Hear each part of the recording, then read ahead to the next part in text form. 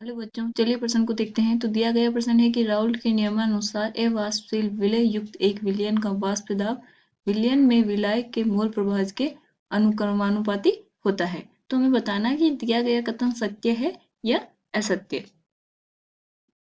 तो उसके लिए क्या है कि राउल्ट का नियम पता होना चाहिए। तो सबसे पहले हम क्या लिखेंगे, मुख्य उदाहरण। तो ये क्या हो जाएगी, राउल्ट का नियम। तो हमें पता होना चाहिए कि राउल्ट का नियम क्या होता है।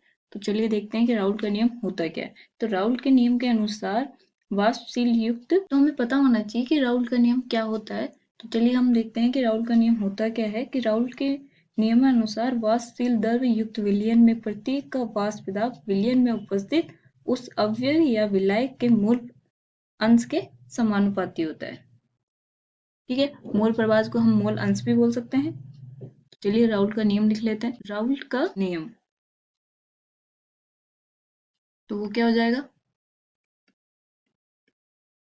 राउल्ट के अनुसार वाष्पशील द्रवयुक्त विलयन में उपस्थित उस अवयव के मोल अंश या मोल प्रभाज के समानुपाती होता है। अनुक्रमानुपाती को हम क्या लिख सकते हैं, समानुपाती भी लिख सकते हैं।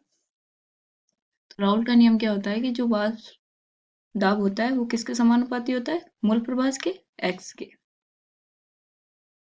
तो हमारा दिया गया कथन भी क्या बोल रहा है कि अवाष्पशील विलय युक्त एक विलयन का वाष्प दाब विलयन में विलायक के मोल प्रभाज के अनुक्रमानुपाती या समानुपाती होता है। तो इसका मतलब क्या है, जो हमारा कथन दिया गया कथन क्या है, यह है। आशा करती हूँ आपको समझ में आया होगा।